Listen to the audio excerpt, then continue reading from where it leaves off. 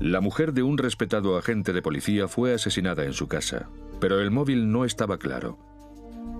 El crimen se resolvió más de una década después, cuando una unidad de casos sin resolver le dio un nuevo enfoque al caso y encontró pruebas en una llamada que previamente se había pasado por alto. Necesito a Helps, tío. ¿Cómo dice Help? ¿Ayuda? Espere un momento.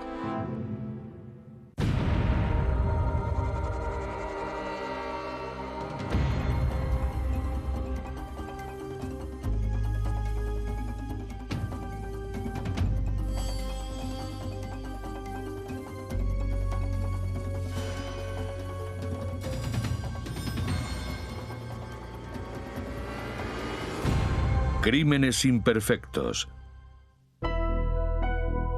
La mayoría de vecinos de la pequeña localidad de Springboro, Ohio, conocían a Jim y Vicky Barton. Jim era teniente de la policía local y tenía una carrera muy prometedora por delante. Muchos creían que terminaría convirtiéndose en jefe de policía. Siempre había sido muy concienzudo, muy profesional, muy afable y muy previsible. Su mujer, Vicky, era enfermera jefe en el hospital de la localidad. Le encantaba su trabajo y era muy compasiva. Era muy buena en su trabajo y le encantaba lo que hacía. Una noche después de trabajar, Jim volvió a casa y encontró todo patas arriba. Su mujer estaba en el suelo del dormitorio. La habían matado a disparos. Policía, ¿qué emergencia tiene? Acaban de matar a mi mujer, creo. ¿Dónde está? Está... Soy el teniente Barton. Tenía una almohada sobre la cabeza y no respira. Y está desnuda. No sé qué está pasando, pero manden a alguien aquí. Ahora mismo lo comunico. Lo único que quería era llegar allí cuanto antes. Me pasaban muchas cosas por la mente, ya que Jim también era policía. ¿Habría intentado alguien hacerle daño a él o a su familia? Cuando llegó la ambulancia, el personal sanitario declaró el fallecimiento de Vicky. Le habían disparado 3 veces en la cabeza a modo de ejecución. Me pareció muy extraño. 2 disparos detrás del oído. Era muy raro. Nunca llegamos a entenderlo. ¿Se habrían ensañado con ella? No sabemos bien por qué lo hicieron. El móvil no parecía el robo. Las joyas de Vicky seguían en su dormitorio y la colección de armas de Jim estaba revuelta, pero no se habían llevado nada. Los investigadores no encontraron huellas dactilares sospechosas en la vivienda. Comprobaron todas las paredes, toda la casa, y nada. Incluso el dormitorio. Y nada. En la autopsia, el forense determinó que el arma homicida había sido una de calibre 22. También encontró pruebas que demostraban que durante el ataque habían abusado sexualmente de Vicky y también la habían mordido. Recogimos muestras de esta zona, tomamos muestras de saliva y con esa saliva pudimos obtener ADN de la persona que la había mordido. Este ADN no coincidía con ninguno de los ADN de las bases de datos de delincuentes. Como precaución, los investigadores también compararon el ADN con el del marido de Vicky, pero tampoco coincidía. ¿Quién quería hacerle daño? Era una mujer encantadora. Se llevaba bien con todo el mundo. El día del asesinato, Vicky llamó a su marido para decirle que un hombre joven había ido a pedir ayuda porque el coche se le había quedado sin gasolina. A Jim no le gustó eso y le preguntó, ¿y tú qué has hecho? Espero que le hayas apuntado con una pistola a la cabeza. Y ella respondió, no pasa nada, Jim, solo quería gasolina. Ha sido muy educado. Le he dado un poco de gasolina y se ha ido. ¿Era posible que el hombre que fue a casa de los Barton fuera el que cometió el asesinato? Podría haberlo planificado todo así. Vicky y Jim podrían haber sido sus objetivos, o quizás los habrían elegido al azar. No me gustan las conclusiones precipitadas, pero digamos que no me gustó lo que vi. Vamos a dejarlo ahí. El asesinato estilo ejecución de Vicky Barton, la mujer de un teniente de policía, conmocionó a la pequeña localidad de Springboro, Ohio. Estamos hablando de una mujer que fue asesinada en su casa a plena luz del día, en el condado de Warren. Salió en todas las noticias. Era el campo donde la gente va a alejarse de todo lo malo. Así que salió en todas las noticias. La policía tuvo que plantearse que alguno de los detenidos por Jim Burton podría haberse vengado de él así. Nunca habían asesinado a nadie relacionado con un agente de policía en este condado, por lo menos que yo recuerde. Habían matado a algunos agentes, pero nunca habían asesinado a ningún familiar. Los investigadores comprobaron los expedientes de todos los expresidiarios relacionados con Jim, pero no llegaron a ninguna parte. Pasaron los días, las semanas y no aparecía más información. Al año del asesinato de Vicky, el caso seguía sin resolverse. Se trabajó exhaustivamente en el caso, sobre todo porque se trataba del asesinato de la mujer de un agente de policía, y examinaron todas y cada una de las pistas. Jim Burton pasó página en su vida. Le dije que me llamara si alguna vez necesitaba hablar con alguien que conociera a su mujer.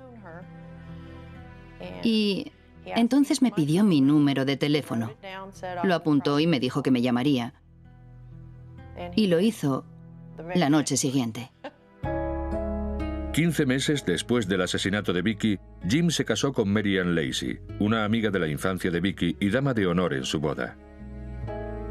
Pero el matrimonio no fue bien desde el principio. A los pocos meses, Mary Ann empezó a notar en él un extraño comportamiento. Según ella, pasaba horas solo en el sótano a oscuras. Era muy callado y nunca sabía qué estaba haciendo. Y eso me hacía sentir mucha desconfianza. Después de 17 meses, la pareja se divorció.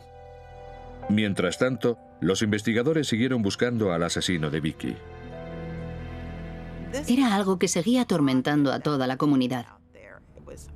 Era un misterio aterrador y obsesionante, ya que se trataba de una persona respetada y querida. Así que había que resolverlo. Entonces, 4 años después del asesinato, la policía dio con la primera pista. Gary Henson, un ladrón de poca monta, fue detenido por tráfico de drogas. Durante el interrogatorio policial dijo que sabía algo del asesinato de Vicky Burton. Se desmoronó y empezó a llorar delante del detective y dijo: sé algo que tengo que decirle. Dijo que su hermano había participado en el asesinato de la mujer del policía. El hermanastro de Henson, William Phelps, se lo había contado todo.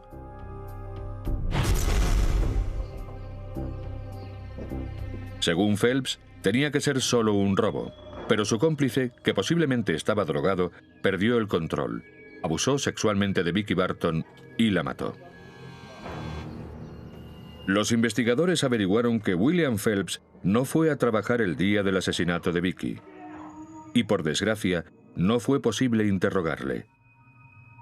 Phelps se había suicidado solo 3 meses después del asesinato de Vicky Burton. Actuaba de forma muy extraña. Llegó a pasar por una etapa paranoica. Dormía con una pistola, cerraba todas las ventanas y ponía trampas por fuera a modo de alarma por si acaso iban a atacarle.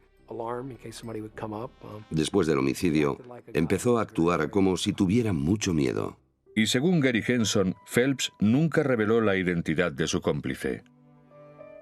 De la información facilitada por Gary Henson, la policía mandó exhumar el cuerpo de su hermano Will Phelps para determinar si el ADN del cuerpo de Vicky era el mismo.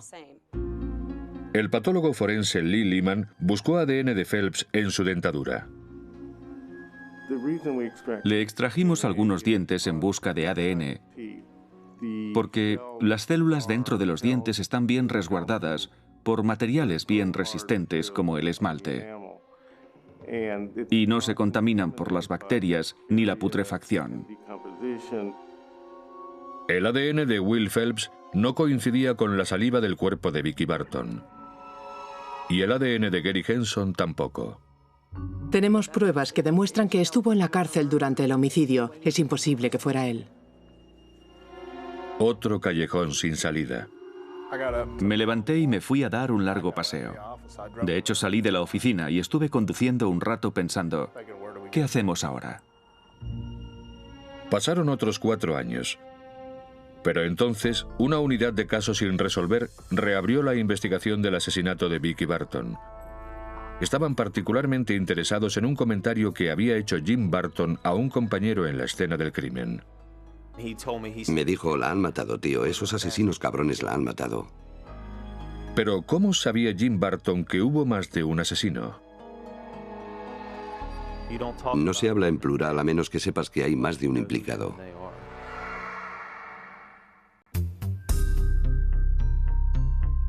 Ocho años después del asesinato de Vicky Barton, la jefatura de policía del condado de Warren formó una unidad de casos sin resolver específicamente para reabrir la investigación. Empezaron escuchando la llamada a la policía que Jim Barton hizo tras encontrar el cuerpo de su mujer. Estoy mirando el resto de la casa. Todas mis cosas están desperdigadas. Necesito a Phelps, tío. ¿Cómo dice? ¿Help? ¿Ayuda? Espere un momento. Empezamos a darnos cuenta de que había algo más. Dijo que necesitaba ayuda, help en inglés, o que necesitaba a Phelps. Necesito a Phelps, tío. Un confidente identificó a William Phelps como uno de los 2 hombres implicados en el asesinato de Vicky Barton. Y al parecer, el marido de la víctima mencionó el nombre de Phelps en la llamada a la policía. Oh, tío. Necesito a Phelps, tío.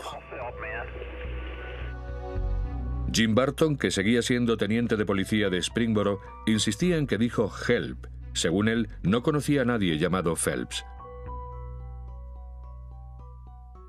Ya estaba llamando, así que no tenía que pedir ayuda. Y además, la palabra que se oía era Phelps. Para averiguar lo que Jim Barton decía en esa llamada, los investigadores recurrieron al Dr. Robert Fox, lingüista y experto en fonética acústica de la Universidad del Estado de Ohio. El reconocimiento de voz es una ciencia. Invertimos mucho dinero en ello, pero no hay nada como el oído humano y el sistema perceptual de los hombres para comprender el lenguaje.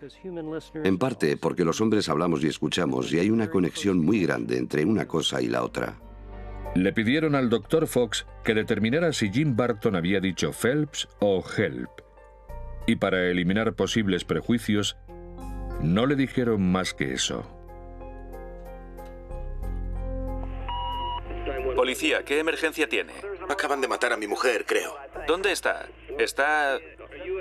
Soy el teniente Barton. El Dr. Fox desglosó la llamada en ondas, en imágenes visuales que detallan la energía y la cadencia de la voz. Estaba particularmente interesado en 2 grupos de sonidos: las vocales, que son suaves, y los sonidos fricativos, que son más fuertes. Entre los sonidos fricativos está la F como en Frank. Y lo interesante es que en esa llamada, una de las dudas es si dijo una F de Phelps o franja, o fila,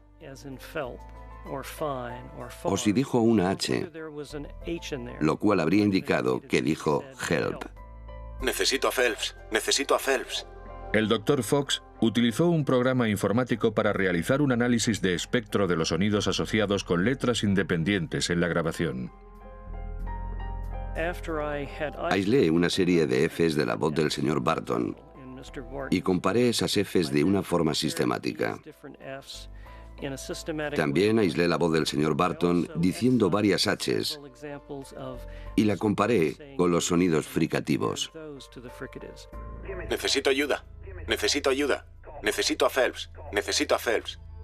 Cuando analizó la parte clave de la cinta, que eran solo 2 segundos y medio, los resultados fueron claros. Necesito a Phelps, tío. Barton había pronunciado una F, como en Phelps. Necesito a Phelps, tío. No estaba diciendo otra cosa. No estaba pidiendo ayuda. Necesito a Phelps, tío. He de admitir que esta grabación de la policía ha sido la más clara que he tenido que analizar. Fue muy fácil de entender y muy fácil de analizar. Y el análisis de la grabación mostró algo inesperado. Jim Barton estaba moviendo cosas mientras hablaba por teléfono. Teniente Barton, le oigo de fondo. No debió hacer eso. Pueden ser pruebas.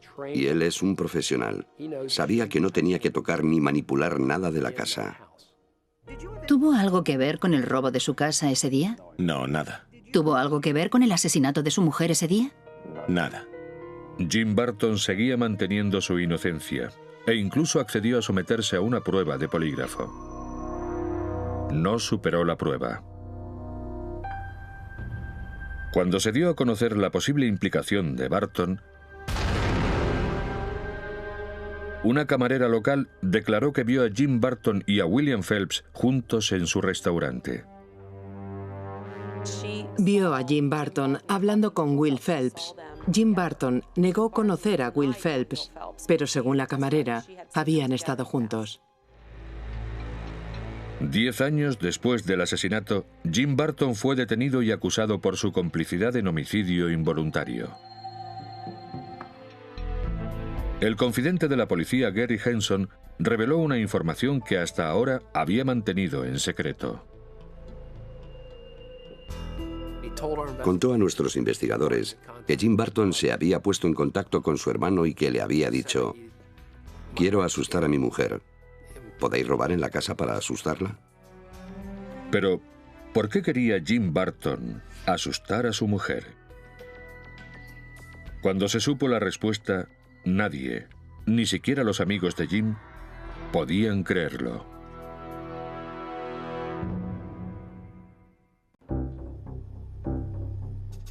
Los investigadores se preguntaban por qué Jim Barton, policía desde hacía 15 años en Springboro, contrataría a unos delincuentes para intimidar y asustar a su mujer, Vicky. Entonces recordaron que Jim Barton había hecho campaña para conseguir el puesto de jefe de policía. Pero para conseguir ese puesto, tenía que vivir dentro de los límites de Springboro. Y al parecer, Vicky no quería irse de su finca de más de 4 hectáreas, situada a las afueras de la ciudad.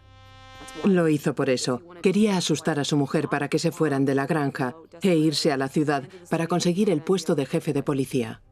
Jim quería asustar a Vicky y contrató a esos hombres para que fueran a asustarla. Por algunas declaraciones que oí referentes al caso, creo que pagó a esos hombres para que la dispararan a Vicky por encima de la cabeza.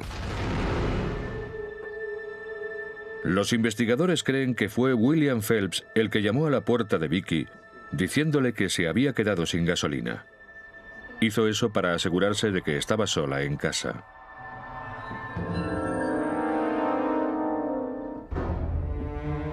Después, Phelps volvió a la casa con un cómplice con la intención de robar.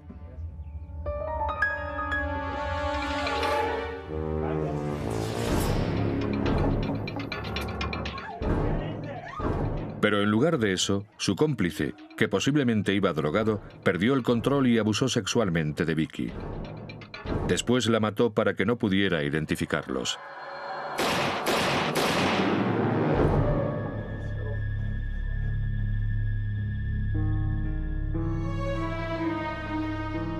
Según la acusación, Jim Barton llegó a casa esperando que su mujer le contara que habían robado. Pero la encontró muerta.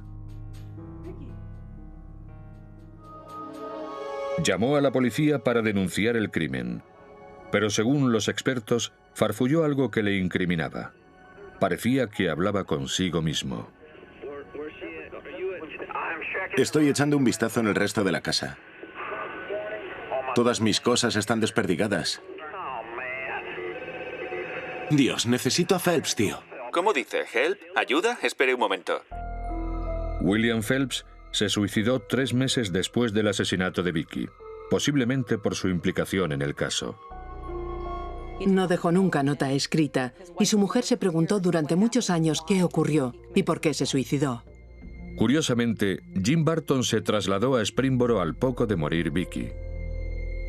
Pero nunca consiguió su sueño de convertirse en jefe de policía. Le denegaron el ascenso hasta en 3 ocasiones. Antes del juicio, a Jim Burton le ofrecieron un acuerdo extrajudicial para que identificara al cómplice de Phelps. Pero no aceptó. Siguió insistiendo en que no sabía nada del crimen. Es difícil saber qué sabe Jim Burton. Hubo un momento en que pensamos pedirle que nos ayudara a averiguar quién fue el cómplice, una vez que acabara todo esto, todas las apelaciones, etc. Pero no es posible todavía. Jim Burton fue condenado por su complicidad en el asesinato de su mujer. Su condena fue a 15 años de prisión. De no haber sido por las pruebas forenses a las que se sometió la llamada de Jim, puede que el caso no se hubiera podido resolver. Jim Burton está donde tiene que estar. Es extraño porque es un policía, pero las cosas son así. Se cometió un crimen y se ha hecho justicia. Son profesionales. Y cuando se es un profesional, las cosas son muy simples. Nadie sale impune de los crímenes.